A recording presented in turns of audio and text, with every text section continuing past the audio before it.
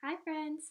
Today's Monday, and today and this week we're doing something really fun and exciting for word work. I think you guys are really going to like it. We're going over these things called idioms. And the, these idioms are phrases that do not mean exactly what they say. So when you hear an idiom, they're like an expression or a short phrase, group of words. And they might sound a little bit silly to you, and they don't make sense because what we say is not actually what we mean. So let's give an example to help you. I am feeling blue. Now, you can't feel blue, right? You can see colors, but you can't feel colors. You can't feel blue, right? So when we say I'm feeling blue, we don't actually mean we're feeling the color blue. It really means I am feeling sad. Okay? So we're going to go over a couple of them today. I have a book that we're going to read together, and when I read it, we're going to take and add some idioms to this chart. So again, they're phrase, and I think once you hear more, you'll understand really what I mean.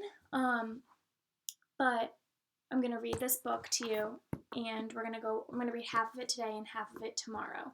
And we're going to go over the idioms that we hear today, and we're going to go over idioms that we hear tomorrow.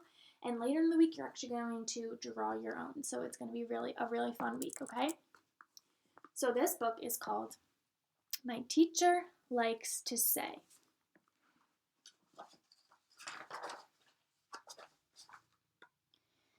Does your teacher ever say things that you think are quite amusing?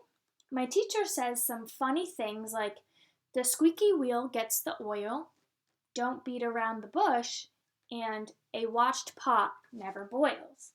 She tells me I'm as sharp as a tack. Please tell me what she means. Sometimes she says I'm smart as a whip. She thinks I'm full of beans.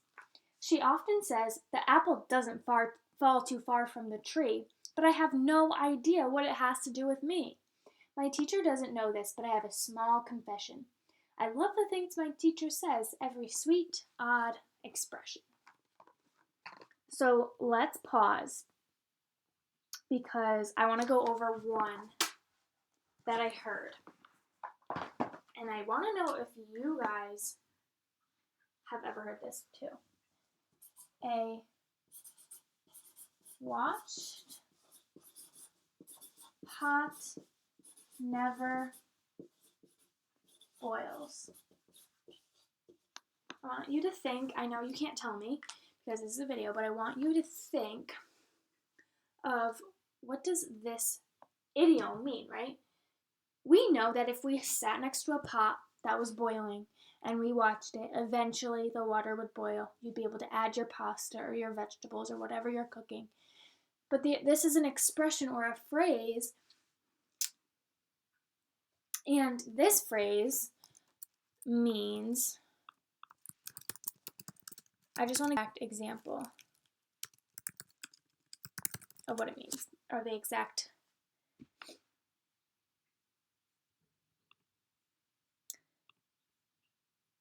Okay, so when we say a watched pot never boils, what we mean is if you're always waiting for something to happen, or kind of like watching something, waiting for something to happen, it's probably never going to happen because you're always waiting for it. So you should just go do something maybe productive, go do your homework, go play outside, and whatever you're waiting for will happen, but you just can't be expecting it, okay? So that's what that one means. Let's keep going. This one's my favorite. Do you have ants in your pants? My teacher likes to say. I'm not sure what she means, but I like it anyway. When I have ants in my pants, I squirm, I wiggle, and shout. I jump up and down, twist around, till the ants in my pants fall out. So let's go over this one together. Ants in your pants. Now,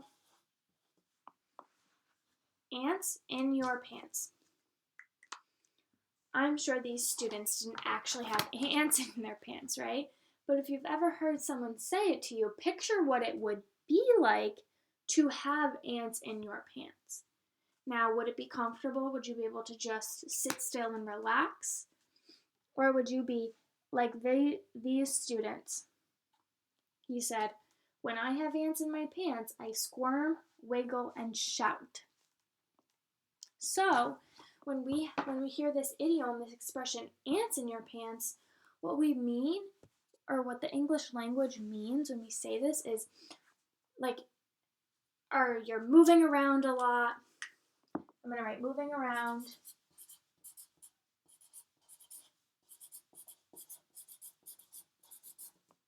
Maybe you're like really wiggly. You know, sometimes when we sit on the carpet for too long and we kind of get like restless, we can't stop moving.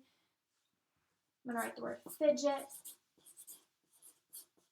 Like you're fidgeting around, you kind of can't stop moving, you want to keep moving, keep doing things, and someone may say, do you have ants in your pants? Because you can't stop moving. This is one of my favorite ones. Two heads are better than one. My teacher likes to say, but I'm not sure what she means, but I like it anyway. I suppose she's right, a second head would come in rather handy, except for when I have a treat, which mouth would get the candy? So here's another one. Is it possible for us to have two heads, right? When we hear that phrase, two heads are better than one, move this back a little bit. Two heads are better than one. Think about that. Two heads are better than one. What would be an advantage of having two heads?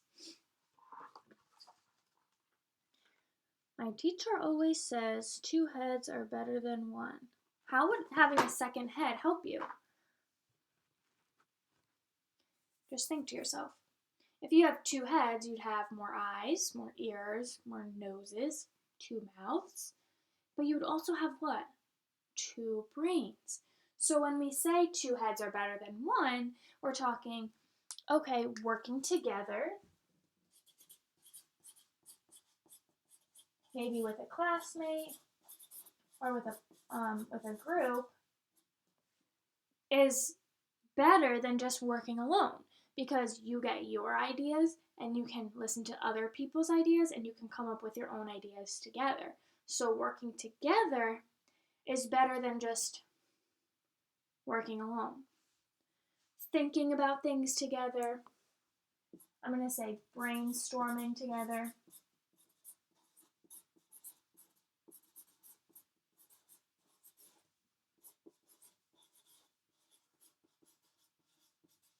Is better than just working by yourself. Okay? Let's see. Let's do one more page, because this is a good one too. Put on your thinking cap. My teacher likes to say, I'm not sure what he means, but I like it anyway. I wish I had a thinking cap that did my math for me, wear it during the science beat and at every spelling bee. So this one reminds me of when we say, oh, put on your math brains, right? Or listen in, right? Thinking caps. Put on your thinking cap. What do you think that means? Put on your thinking cap. You're not actually putting on a thinking cap, right? Because you can think in your brain without a hat, but it kind of just means something you do when you want to concentrate. So thinking cap means, I'm going to say get ready to learn or get ready to concentrate.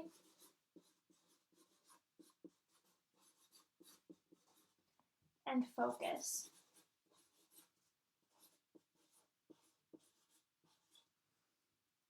Okay? Sorry, I didn't know you couldn't see that. So these are the 1, 2, 3, 4, 5 idioms that we went over today.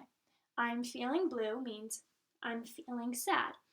A watched pot never boils. I don't think I have a picture in here for you. Is another one, right? Don't always be waiting for things to happen. Go make it happen. I'm gonna say, don't wait for something to happen. Like instead, go make it happen. Go be productive. Okay. Ants in your pants means you're moving around. You're fidgety. You're wiggly. 2 heads are better than 1 means work together, think together, brainstorm together, and put on your thinking cap means you get ready to concentrate, to focus on what is going on in class, okay? So those are the 5 idioms. There is a matching activity on Seesaw. It's super easy. If you're listening, you'll be fine. And then we'll read the rest of the story tomorrow, okay? So good luck and let us know if you need any help.